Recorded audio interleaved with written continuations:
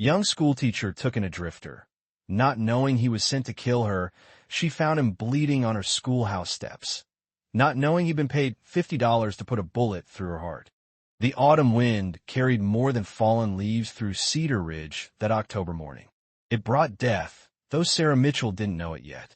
She found him collapsed against the schoolhouse steps like a broken scarecrow, his weathered coat torn and stained with blood that had dried to the color of rust. His hat had fallen beside him, revealing dark hair streaked with premature gray and a face carved by years of hard living. Even unconscious, pain etched lines around his closed eyes. Sarah dropped her basket of books and knelt beside him, her calico dress pooling in the dust. His breathing came shallow and quick, fever burning through his frame like wildfire through dry grass. When she pressed her palm to his forehead, the heat nearly scorched her skin. "Mister," her voice barely rose above a whisper. "Can you hear me?" He stirred at her touch, eyelids fluttering open to reveal eyes the color of winter storm clouds. For a moment, they held no recognition, no awareness, just the raw confusion of a man pulled back from the edge of something dark. Then his gaze focused on her face, and something flickered there. Surprise, maybe, or guilt. "Easy," she murmured, the same tone she used with frightened horses. "You're hurt." He tried to sit up, winced, and fell back against the wooden steps with a grunt of pain. Blood had soaked through his shirt near his left shoulder and more stained his pant leg. Sarah could smell the metallic tang of it mixing with dust and sweat. "Don't try to move. I'm going to help you." The stranger's lips parted as if to speak, but only a rasp emerged. Sarah hurried inside the schoolhouse and returned with a water pitcher from her desk, supporting his head as she helped him drink. He took small sips, water running down his stubbled chin. "Thank you," he managed, his voice rough as sandpaper. From across the street, Sarah noticed Mrs. Henderson peering through her curtains with the sharp-eyed curiosity of a hawk watching prey. Other faces appeared in windows. The baker, the seamstress, old Mr. Garrett from the general store. All watching, all wondering what their young schoolteacher was doing with a stranger who looked like trouble. Sarah had heard their whispers before. About drifters, about the cattleman's troubles, about young women who didn't know their place in a world that could swallow them whole without warning. But looking down at this broken man, she saw something else. Something in his storm-gray eyes that spoke of more than physical pain. She saw the kind of hurt that went bone deep, the kind that came from carrying too much darkness for too long. "Can you stand?" she asked. "My cabin's just behind the school. You need proper tending."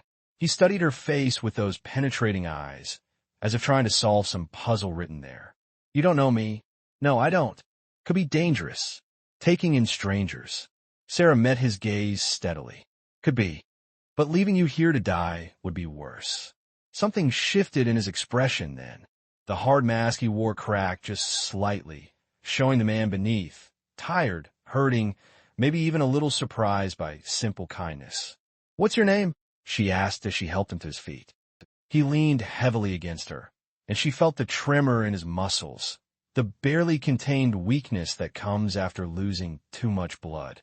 "Thomas," he said after a pause that lasted a heartbeat too long. "Thomas Gray." The name sounded rehearsed, but Sarah didn't press. Everyone had secrets out here, some darker than others.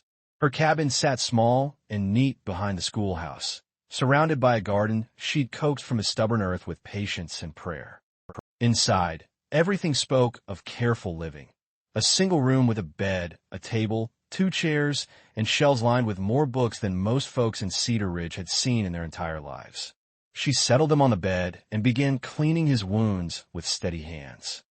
The shoulder was a bullet graze, angry but not deep. The leg wound looked older, partially healed but torn open again by hard riding. "You've been running," she observed, not asking. Thomas watched her work with an expression she couldn't read. "Most of my life." "From what?" "From myself, mostly."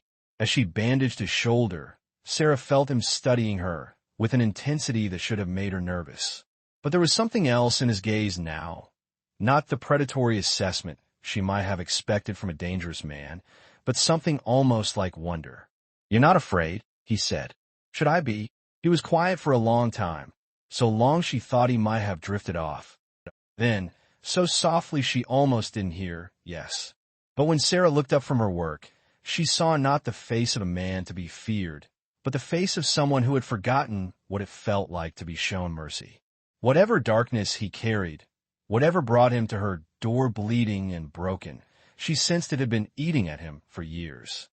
Outside, the wind continued to blow, carrying dust and secrets across the endless prairie. And in her small cabin, Sarah Mitchell tended to a stranger who held her death warrant in his coat pocket, neither of them knowing yet how much their lives had just changed. As darkness fell over Cedar Ridge, one question lingered in the silence between them like smoke from a dying fire. Sometimes the most dangerous thing you can do is trust a stranger. But what happens when that stranger has forgotten how to trust himself? For 3 days, she shared her table with a killer, while he listened to her speak the name of the man who'd hired him to end her life. 3 days passed like whispered prayers.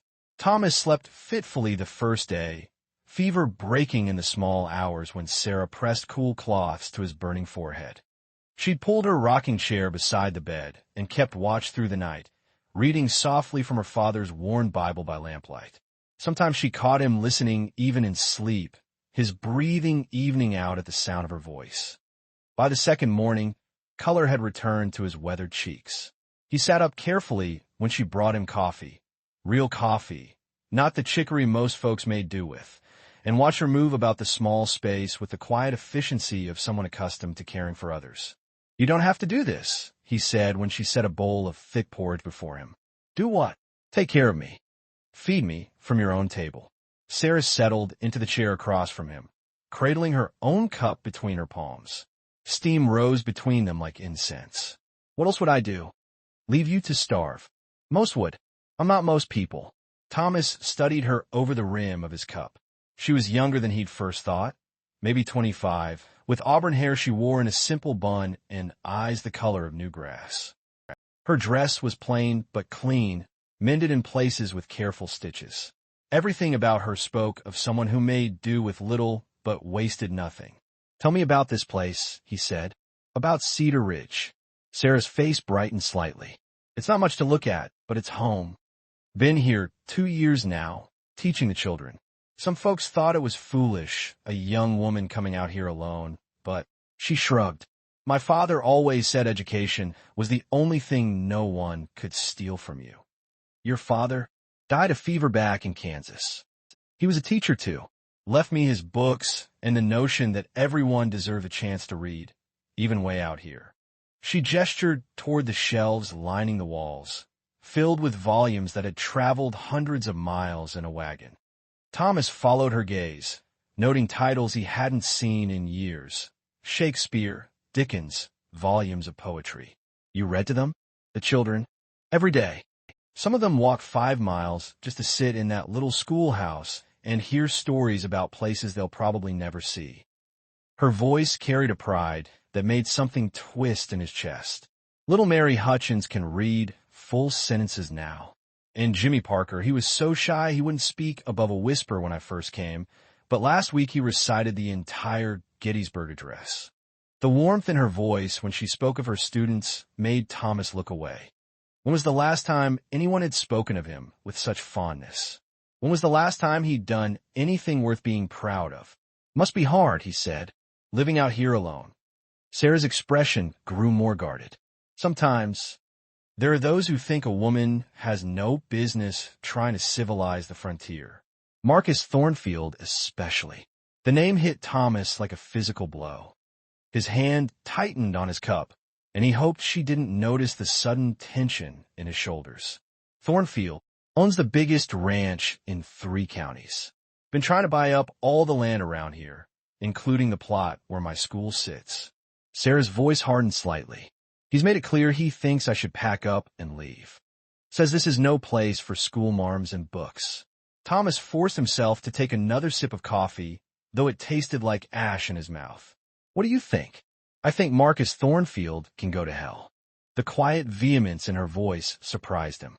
For a moment, The gentle schoolteacher disappeared, replaced by someone with steel in her spine. Then she seemed to remember herself and flushed slightly. Forgive me, that wasn't very Christian. Sometimes the truth isn't very Christian. She looked at him sharply, as if trying to read something in his face. You know men like Thornfield? Thomas chose his words carefully. I've known men who think they can buy whatever they want. Take whatever they want. He paused. They're usually right. Not always. Sarah leaned forward, her eyes intense. Not if someone's willing to stand against them. That night, after she'd gone to sleep on a makeshift bed she'd arranged near the stove, Thomas lay staring at the ceiling and thinking about Marcus Thornfield. The man who tracked him down in a Dodge City saloon 3 weeks ago. The man who'd slid a photograph across the whiskey-stained table. A photograph of a young woman with kind eyes and auburn hair. $500, Thornfield had said. Make it look like an accident. Drifters, you know how they are. Dangerous men. Thomas had taken the money without asking questions. He never asked questions anymore. It made the work easier. But now, listening to Sarah's steady breathing, thinking about her gentle hands tending his wounds, the money felt like poison in his coat pocket. This was the woman Thornfield feared? This teacher who shared her meager supplies with strangers and read to children who walked miles just to hear stories? On the third day, Sarah brought him outside to sit on her small porch. The afternoon sun felt warm on his face, and for the first time in years, Thomas allowed himself to imagine what it might be like to stay in one place. To sit on a porch every evening and watch the sunset paint the prairie gold. Better, Sarah asked, settling beside him with her mending. Much. Thanks to you.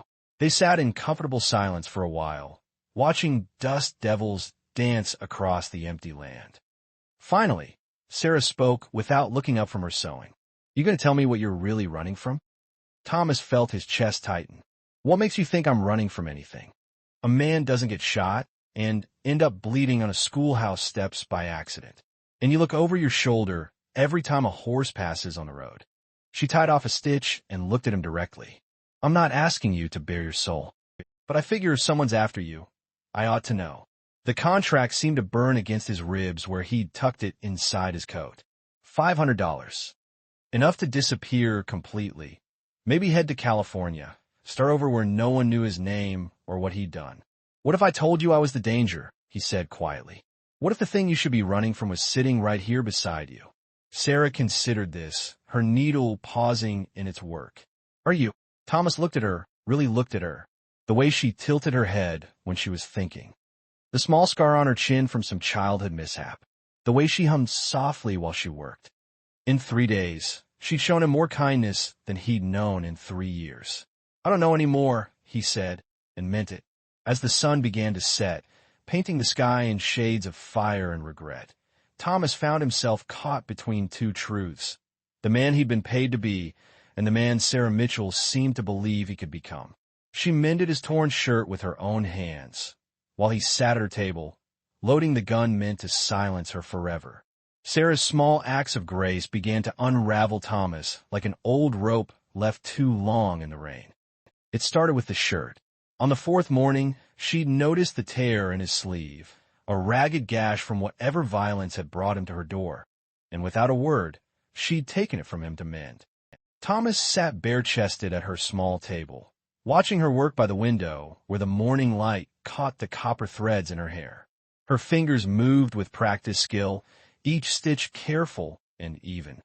She'd already done so much, fed him from her own meager supplies, used her precious lamp oil to read by his bedside, given up her own bed so he could heal properly. Now she was mending his clothes as if he were family, as if his comfort mattered to her. You don't have to, he said, the words rough in his throat. I know. Sarah didn't look up from her work. But it needs doing, and I have the thread. Such a simple thing. Such a simple kindness. But Thomas felt it like a blade between his ribs, cutting through the calluses he'd built around his heart over 15 years of hard living. When she finished, she held up the shirt to examine her work. The tear was nearly invisible now, closed with tiny, perfect stitches. There. Good as new. Thomas took it from her, their fingers brushing for just a moment. Her skin was soft, unmarked by violence or cruelty. Clean. Thank you. That evening, as shadows stretched long across the prairie, Sarah brought out a jar of preserves from her small pantry. The last of her summer peaches, golden and sweet. She served them with fresh bread she'd baked that afternoon, filling the cabin with the warm scent of home. "This is too much," Thomas protested as she set the jar between them. "You'll have nothing left for winter. There'll be more peaches next summer." Sarah smiled as she cut thick slices of bread, butter melting into the warm crust. "My grandmother always said preserves were meant to be shared, not hoarded." They ate in companionable silence, and Thomas found himself studying her face in the lamplight. There was something peaceful about her, something that seemed to slow the restless churning that had driven him from town to town, job to job, for so many years. When had he last sat at a table like this? When had anyone cared whether he ate well or slept soundly? "Tell me about before," Sarah said quietly. "Before you started running." Thomas set down his spoon, the sweetness of the peaches suddenly cloying on his tongue. "Nothing worth telling." "Everyone has something worth telling." "Not me." But Sarah waited with the patience of someone accustomed to coaxing words from reluctant children, and eventually, Thomas found himself speaking. "Had a farm once. Small place in Missouri. Wife named Mary." The words felt strange after so many years of silence. "Lost her to cholera the winter of '73. Lost the farm that spring when I couldn't make the payments." "I'm sorry." Thomas shrugged, though the gesture felt hollow. "Long time ago, but not long enough to stop hurting." She said it so simply, so matter-of-factly, that Thomas felt something crack inside his chest. When had anyone seen his pain so clearly? When had anyone bothered to look past the hard shell he wore like armor? After that, he continued, surprised at his own voice, "I drifted. Took work where I could find it. Wasn't always clean work." Sarah nodded without judgment, without the horror or disgust he'd expected. Sometimes the world doesn't give us clean choices. Sometimes we stop looking for them. That night, after Sarah had banked the fire and settled on her makeshift bed near the stove, Thomas lay staring at the ceiling and feeling the weight of the contract in his coat pocket like a stone on his chest. In the darkness, he could hear her breathing, slow and peaceful, trusting. She trusted him. This woman who barely knew him, who had every reason to fear a stranger bleeding on her doorstep, trusted him completely. The realization was both a gift and a torment. Thomas rose quietly and retrieved his coat from the chair where Sarah had hung it to dry. The contract was still there, folded carefully around 5 crisp $100 bills. In the dim light filtering through the curtains, he could make out Thornfield's neat handwriting. Sarah Mitchell. Schoolteacher. Cedar Ridge. Make it look accidental. His gun lay on the table beside the contract, clean and loaded. It would be simple. Quick. Sarah would never even wake up. He could be gone before sunrise, riding toward a new life with enough money to disappear completely. But as he sat there in the darkness, holding the instruments of his old life, Thomas found himself thinking about Sarah's hands as she'd mended his shirt, about the way she'd shared her last jar of preserves without hesitation, about how she'd spoken of second chances with the certainty of someone who believed in redemption even for men like him. What if the thing you should be running from was sitting right here beside you? That's what he'd asked her. But now, looking at her sleeping face in the pale moonlight, Thomas realized he'd been wrong. The thing he should be running from wasn't sitting beside her. It was living inside him. The cold machinery of violence that had carried him through 15 years of blood money. The willingness to end a life for the promise of silver. But sitting in Sarah Mitchell's cabin, surrounded by her books and her kindness and her unshakable faith in human goodness, Thomas felt that machinery grinding to a halt. For the first time since Mary's death, he couldn't imagine pulling the trigger. Couldn't imagine silencing that gentle voice forever. Outside, the wind picked up, rattling the windows and carrying with it the scent of approaching rain. Somewhere in the distance, a coyote called to its pack, wild and lonesome and free. Thomas folded the contract carefully and tucked it back into his coat, then returned to bed. But sleep wouldn't come.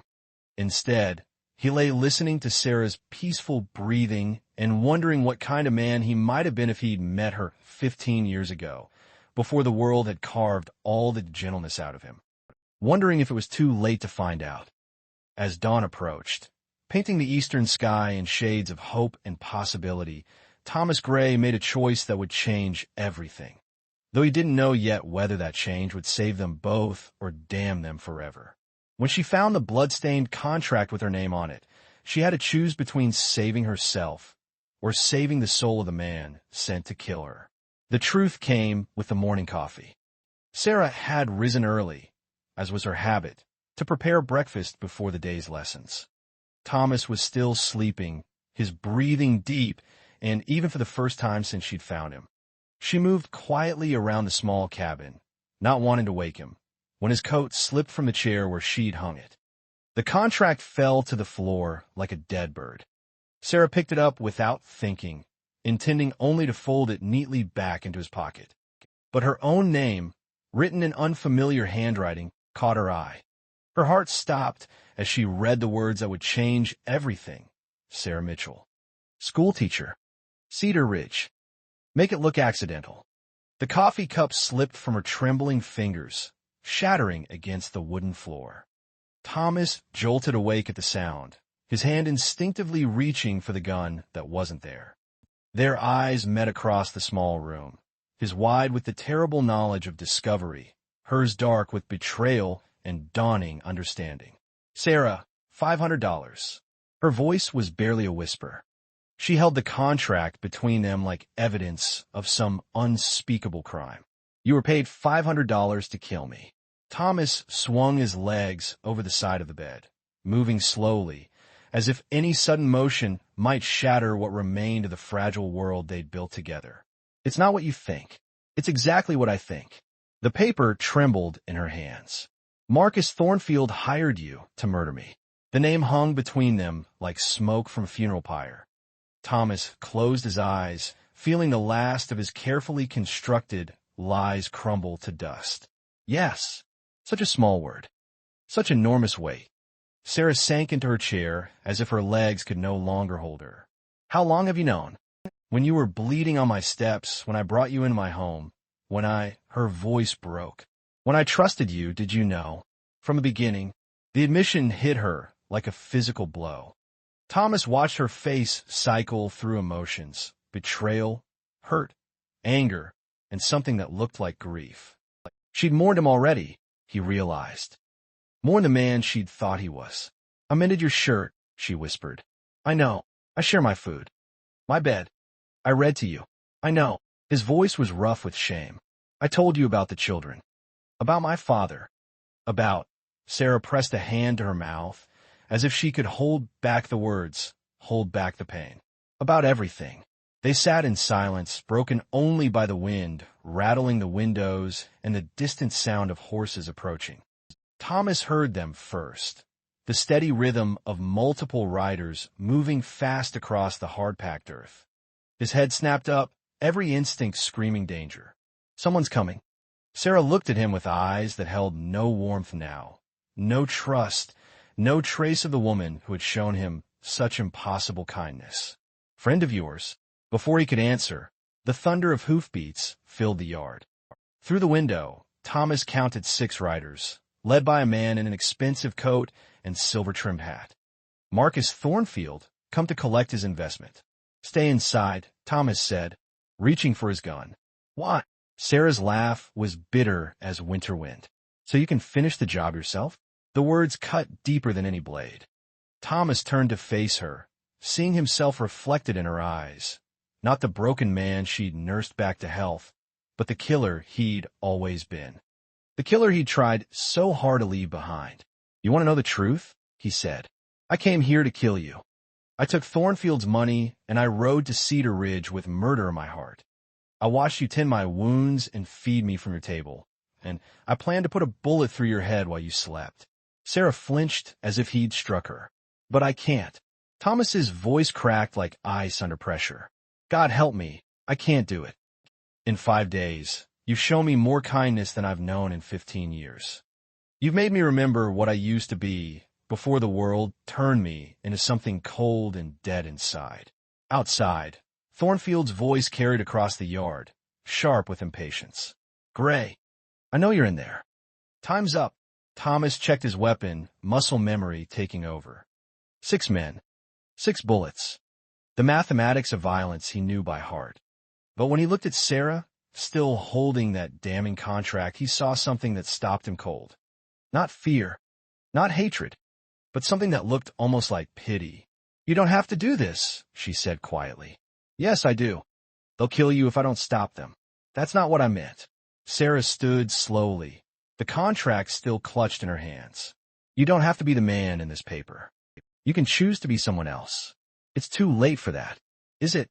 The simple question hung in the air between them like a prayer. Outside, Thornfield was shouting threats, his patience wearing thin. But inside the small cabin, time seemed suspended, waiting for Thomas to decide who he was going to be. Thomas Gray, Thornfield's voice boomed. You've had a week. Where's my proof? Thomas looked at Sarah one last time, memorizing her face. The way the morning light caught in her hair, the small scar on her chin, the eyes that had seen him at his worst and still believed he could be better. Sarah, he said, her name a benediction on his lips. Whatever happens, know this, you saved me. Maybe not in time, but you saved me. Before she could respond, he kicked open the door and stepped into the yard to face the 6 men who'd come to collect on a contract he could no longer fulfill. The shootout lasted less than a minute. When the smoke cleared, Thomas lay bleeding in the dust, but he was still breathing. For if Thornfield's men would never ride again, and Thornfield himself sat clutching a shattered arm, his face pale with shock and pain. Sarah knelt beside Thomas in the settling dust, her hands gentle on his wounds despite everything. Why? She whispered. Why did you? Because, Thomas said, tasting blood and redemption in equal measure, sometimes the only way to kill the devil inside you is to die for something good. As the sun climbed higher over Cedar Ridge, painting the world in shades of gold and possibility, Sarah Mitchell held the hand of a man who had chosen love over money, mercy over murder, and redemption over revenge. The contract lay forgotten in the dust, its power broken by something stronger than fear or greed. In the distance, a church bell tolled the hour, its bronze voice carrying across the prairie like a song of forgiveness. Proof that even in the hardest country, grace could bloom in the most unlikely hearts.